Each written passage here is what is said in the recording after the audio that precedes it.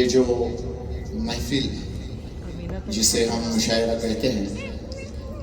اور یہ اردو کی بزم ہے، تو کچھ کلمات سب سے پہلے اردو کی خدمت میں اور اس اردو کی محفل میں پیش کرتا ہوں۔ شعراء حضرات سے توجہ کا طالب ہوں۔ ویسے آپ کے سامنے میں طفل مکتب ہوں، لیکن ایک ٹوٹی پھوٹی کوشش کر رہا ہوں کہ زندگی جب بھی تیری بزم میں لاتی ہے ہمیں، زندگی جب بھی تیری بزم میں لاتی ہے ہمیں، یہ زمین چاند سے بہتر نظر آتی ہے ہمیں۔ آج کے معزز مہمان جو ہماری کھیڑ نگر پالیکا کی نگر ادھیکش ہے، ساتھ میں ہمارے مسز خطیب صاحبہ اور میرے لیے بڑے ہی قابل میں احترام میرے استاد محترم آر ڈی خطیب سر، علماء کرام اور میرے ہم نوالا ہم پیالہ عبدالرحیم سیگولی صاحب، توصیف کھوس صاحب اور آج کے سبھی معزز شعراء حضرات، سکون دل کے لیے کچھ تو اہتمام کروں، سکون دل کے لیے کچھ تو اہتمام کروں، ذرا نظر جو ملے تو انہیں سلام کروں، مجھے تو ہوش نہیں آپ مشورہ دیجیے، مجھے تو ہوش نہیں آپ مشورہ دیجیے،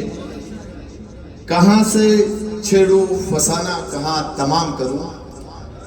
خواتین سے معذرت خواہ ہوں کہ آپ سے بھی مخاطب ہوں،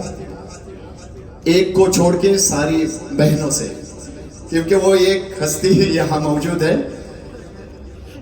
سامعین کرام، اردو تھوڑا سا میں پس منظر میں لے کے جا رہا ہوں آپ کو، آپ سب کو انتظار ہے، آپ سب کی تشنگی ہے، لیکن کچھ بات جو ہے میں ضروری آپ سے عرض کرنا چاہتا ہوں کہ اردو جو کہ خالص ہندوستانی زبان ہے، ہندوستان میں طرح طرح کے زبانیں بولی جاتی ہے، لیکن ہندوستان کی اگر خالص زبان جو ہے وہ اردو ہے، اور آج وہ اردو ایسی مظلوم بنی ہوئے جس پہ ظلم ہم نے ہی کیا ہے۔ ذرا سوچئے کہ ہم نے اردو کو پسے پشت ڈال کر نہ صرف اپنے وطن سے بے وفائی کی ہے، بلکہ اپنے ادب سے بھی ہم نے بے وفائی کی ہے، کیونکہ جس خسرو سے اس کا آغاز ہوا، غالب، علامہ اقبال اور آج کے حالیہ شعراء تک، جو کہ حال ہی میں جن کا انتقال ہوا ہے، طاہر فراز صاحب، سب سے پہلے ان کے لیے میں اللہ کی بارگاہ میں دعا گو ہوں کہ اللہ رب العالمین ان تمام شعراء کی قبروں کو جنت کا باغ بنائے اور انہیں بہترین اجر عطا کرے۔ سامعین، اب ضرورت اس بات کی ہے کہ ہم اردو کو تابندہ و پائندہ کیسے رکھیں، اور ایک بدگمانی واٹس ایپ یونیورسٹی کے ذریعے پھیلائی جاتی ہے کہ اردو صرف مسلمانوں کی زبان ہے۔ اردو کے کافی سارے شعراء اور کافی سارے ادیب ہمارے ہندو بھائی ہیں۔ حال ہی میں اب تک کلدیپ نیر صاحب وغیرہ جیسے معزز حضرات روزنامہ انقلاب میں ان کے ادارے چھپتے رہے ہیں، اور بعض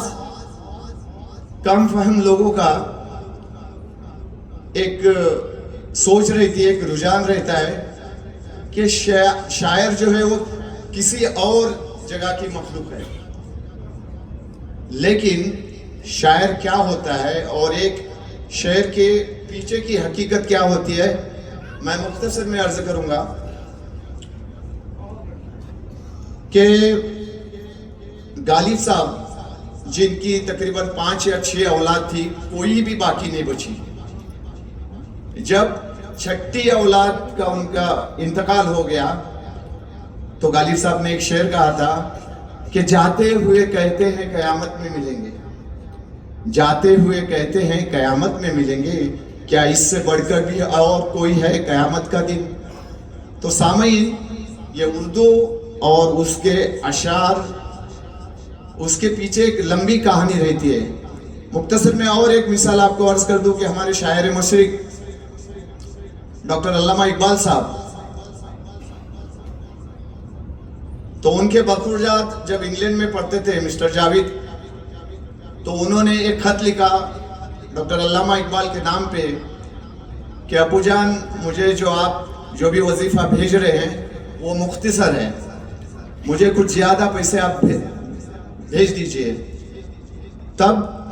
ڈاکٹر علامہ اقبال نے، جن پہ میں رحمت اللہ علیہ ضرور کہنا چاہوں گا، انہوں نے ایک جو نظم لکھی، وہ نظم جاوید کے نام کے عنوان سے، اور بڑی ہی مشہور نظم ہے، اور جس کے کچھ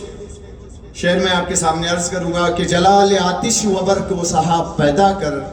اجل بھی کانپ اٹھے وہ شباب پیدا کر، تو انقلاب کی آمد کا انتظار نہ کر، جو ہو سکے تو خود ہی انقلاب پیدا کر. میرا طریق امیری نہیں فقیری ہے، خود ہی نہ بیچ غریبی میں نام پیدا کر. اور اردو کی جو نزاکت ہے، اردو کا ایک مزہ ہے. تو اردو ایک ایسی زبان ہے جو ادب کے دائرے میں رہتے ہوئے اپنے احساسات کا اظہار کچھ اس طرح کرتی ہے کہ جس کو ہم اگر دوسرے لفظوں میں پیش کریں تو ہم کو بے شرم کہا جائے گا، لیکن جب اردو اس احساسات کو ظاہر کرتی ہے تو اس کا بیان کچھ اس طرح ہوتا ہے کہ موسم کہاں مانتا ہے تہذیب کی بندشوں کو، موسم کہاں مانتا ہے تہذیب کی بندشوں کو، جسموں سے باہر نکل کر انگڑائیاں بولتی ہے. سامعین، اردو کے لیے جتنا کہا جائے، جتنا بولا جائے، بہت ہی کم ہے. آج آپ سبھی کو ہم انجمن فروغ اردو، جس میں میں شامل ہوں، سمیع سر ہے، اشفاق سر ہے، ہمارے ایڈوکیٹ سر ہے، رضا صاحب ہے، یہ ہماری ایک چھوٹی سی ایک ٹیم ہے جو اردو کے لیے کچھ کرنا چاہتی ہے، وہ آپ کا تعاون لے کے. تو ہمیں یہ اپنی زبان، اپنے بھارت کی زبان قائم رکھنے کے لیے ہمارا یہ پہلا قدم ہے، اور ہم سبھی آپ سے درخواست کرتے ہیں کہ آپ سبھی جو ہے ہمارے اس کارواں میں شامل ہو جائے اور وہ اردو کو وہ انصاف دلا دے جس کی اردو حقدار ہے. آخر میں ایک شعر کر کے اپنی جگہ لوں گا کہ سحر ہو یا نہ ہو امید سحر تو ہے، سحر ہو یا نہ ہو امید سحر تو ہے، تعبیر جو بھی ہو ایک خواب ضرور ہے. اللہ حافظ.